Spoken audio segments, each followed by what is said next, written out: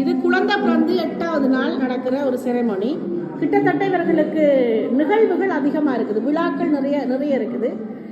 தமிழருடைய வாழ்க்கையில் தான் நாங்கள் நிகழ்வுகள் இருக்குது. தொட்டில்ல போடுறது, காது குத்துறது, துடக்கு கழிக்கிறதுன்னு இல்லாமல், துடக்கு கழிக்கிறது தமிழர்களுடைய நிகழ்வு இல்லை. ஆனாலும் எங்களுக்கு நிகழ்வுகள் அதிகமாக இருக்கிறது போல் இவர்களுக்கும் நிறைய நிகழ்வுகள் இருக்குது.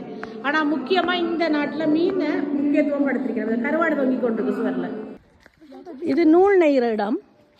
எல்லா இடமே மீனை தான் சின்னமாக போட்டிருக்கணும். மீனவர்கள் வாழ்கிற இடமா இருக்கிறதால மீனை சின்னமாக போட்டிருக்கணுமா, அல்லது இங்கே மீன் தான் அவர்களுடைய முக்கிய தொழிலாக இருக்கிறதால, மீன் பிடிக்கிறது முக்கியமாக தொழிலாக இருக்கிறபடியா அதை போட்டிருக்கணுமோ தெரியல. இதில் நூல் நெய்கிறத காட்டிருக்கணும். மிக ஆழமான மிக நுணுக்கமான ஒரு கைவேலை. எனக்கு பிடிச்ச வேலை. ஆனால் சரியான ஒரு நுணுக்கமான வேலை. ஒரு கம்ப்யூட்டரில் வேலை செய்கிற ஆக்களில் ஒப்படைக்க 1000 மடங்கு நுணுக்கமான ஒரு வேலை தான் இது. இந்த நூலை நெய்கிறது விதம் விதமாக. இது பழங்காலத்தில் அவர்கள் பயன்படுத்திய, விவசாயத்துக்கு பயன்படுத்திய பொருட்கள், கருவிகள் என்னும் சொல்லலாம். ஏர், இந்த என்ன சொல்கிறது, ஓலையில் அல்லது மூங்கிலில் நெய்ஞ்ச கூடைகள் அப்படியெல்லாம் வைக்கப்பட்டிருக்கு.